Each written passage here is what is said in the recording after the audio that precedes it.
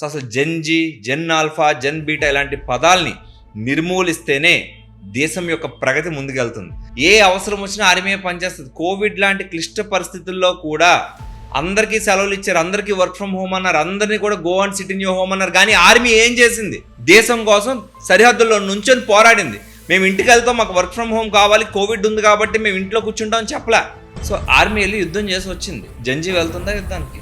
అది జెన్జీ, జెన్ ఎఫ్, జెన్ ఆల్ఫా, జెన్ బీటా ఏం వాళ్ళకి తెలియదండి. వాళ్ళకి దేశం సంరక్షణ రెండే తెలుసు. ఈ వీడియోని స్కిప్ చేయకుండా చివరి వరకు చూడండి. రీసెంట్ గా లడఖ్లో జరిగినటువంటి ఒక ఇన్సిడెంట్, ఒక అమ్మాయి నేను జెన్జీని అని చెప్పేసి ఆర్మీ ఎప్పుడైతే చెక్ పోస్ట్ పెట్టి ట్రాఫిక్ ఆంక్షలు పెట్టిందో, ఆ అమ్మాయి చేసిన వివాదాస్పద వ్యాఖ్యలు, అంటే ఆర్మీ అయితే ఎవరికి గొప్ప అన్నట్టుగా, మేము కట్టే ట్యాక్సెస్ తో మీరు జీతాలు తీసుకుంటున్నారు, మీరు మాకే రోడ్ బ్లాక్ చేస్తారా, ఎక్కడ బోర్డర్ లో చేసుకోండి మీ పనులు ఉంటున్నట్టుగా వివాదాస్పద వ్యాఖ్యలు ఆ అమ్మాయి చేసింది. ఇది చాలా మంది ఆల్రెడీ చూసేశారు, చాలా మంది మీరు విశ్లేషించారు. That is fine, very good for them. ఆ అమ్మాయి ఏం చెప్పింది? సారీ ఆర్మీకి కానీ అక్కడ ఉన్న పోలీస్కి కానీ అందరికీ కూడా సారీ అని చెప్పడం జరిగింది. బాగానే ఉంది, ఫైన్. సో తను తప్పు చేసింది, సారీ చెప్పింది. ఇక్కడతో వివాదం ముగిసినట్టే ఆ అమ్మాయి వరకు. కానీ ప్రాబ్లం ఇక్కడ ఆ అమ్మాయితో కాదు, మనకి ఆ అమ్మాయి చెప్పిన ఒక మాట ఉంది చూసారా, వీఆర్ జెన్జీ అంటే నేనేమంటానంటే గవర్నమెంట్ ఇటువంటి పదాలపైన ఆంక్షలు విధిస్తే బాగుండు అంటాను.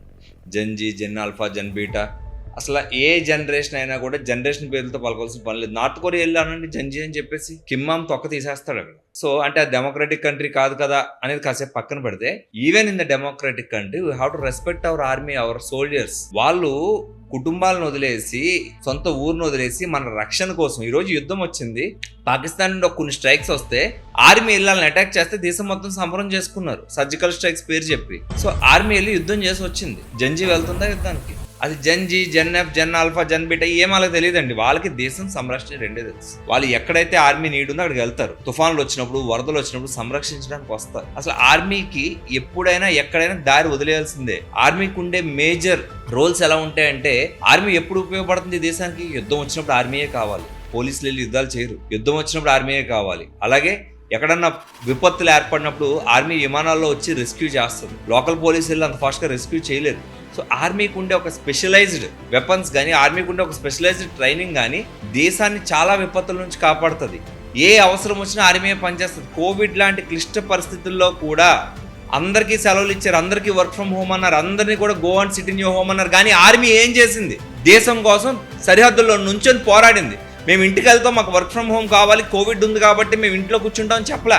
Army stood for us. ఎక్కడన్నా పరిస్థితులు బాగోలేని చోట ఆర్మీ నుంచి ఉంటుంది. అలాంటి ఆర్మీని పట్టుకొని ఒక పిల్ల, చిన్న పిల్ల, 22-24 ఏళ్ళ పిల్ల, బాధ్యత, బుద్ధి, రెస్పాన్సిబిలిటీ ఏమీ లేకుండా నడి రోడ్డు మీద నుంచొని మేం కట్టే ట్యాక్సులతో మీకు ఈ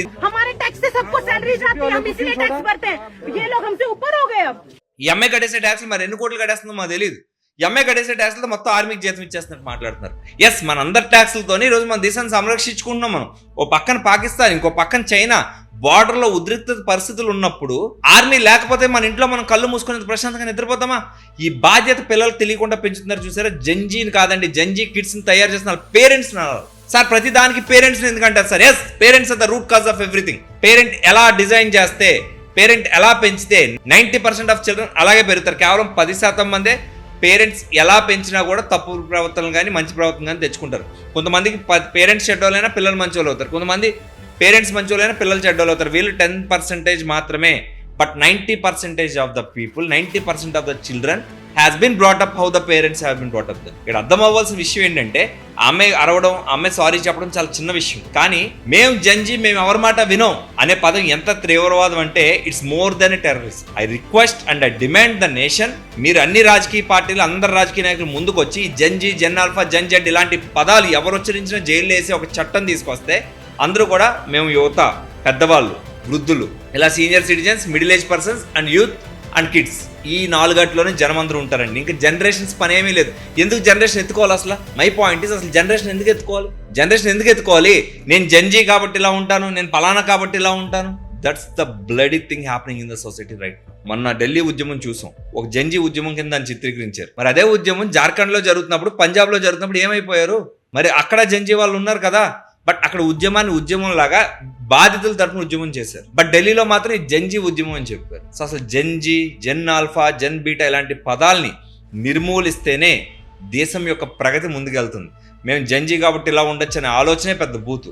నాకు అర్థమైన విషయం ఏంటంటే ఆ అమ్మాయి తప్పుడుగా పెరిగిందని అర్థమైంది. ఎందుకంటే ఆర్మీ విలువ తెలియకుండా మనం చాలాసార్లు చూస్తాం, కొన్ని ఇన్స్టా రీల్స్ లో చూస్తాం, ఎక్కడైనా ఎయిర్పోర్ట్ లో ఆర్మీ కనపడితే ఒక బాబు వెళ్ళి సెల్యూట్ కొట్టడం, వాళ్ళ చేతికి జెండా ఇవ్వడం, లేదంటే ఆటోగ్రాఫ్ తీసుకోవడం.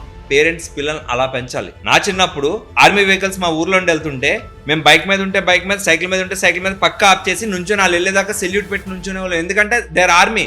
మాకు ఆర్మీ అన్న, సోల్జర్ అన్న విపరీతమైన గౌరవం ఉండేలా పెంచారు మమ్మల్ని. ఎలా పెంచుతున్నారు పిల్లల్ని? జంజీ అయితే ఎవరిని లెక్క చేయకూడదు, ప్రధానమంత్రిని లెక్క చేయకూడదు, ముఖ్యమంత్రిని లెక్క చేయకూడదు, జంజీ అయితే ఎవరిని పట్టించుకోకూడదు.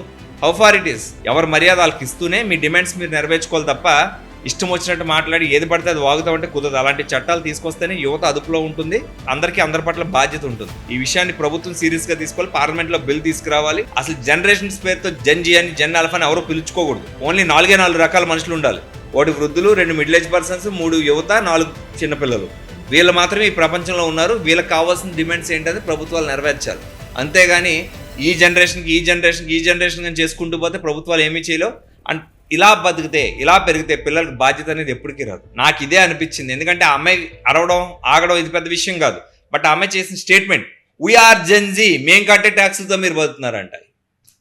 ఎవరెవరో ట్యాక్సులు కడుతుంటే జంజీలు కట్టలేదమ్మా ట్యాక్సులు. మేము అందరం ట్యాక్సులు కడుతుంటే వేసిన రోడ్ల మీద జంజీలు తిరుగుతున్నారు. ఈవేళ ఆ రోడ్ల మీద కూర్చొని ధర్నాలు చేస్తున్నారు. సో ట్యాక్సులు జంజీ మాత్రమే కట్టట్లేదు, అందరం కడుతున్నాం. నువ్వు ట్యాక్స్ కట్టగట్టి ఆర్మీని కూడా నోరు మూసుకొని గేట్లు తీయనే రైట్ భూమి మీద ఎవరికి ఉండదు. మన దేశంలోనే కాదు, భూమి మీద ఏ దేశంలో కూడా ఎవరికి ఉండదు. ఏ దేశం ఆర్మీ పట్ల ఆ దేశానికి మర్యాద ఉండి తీరాల్సిందే.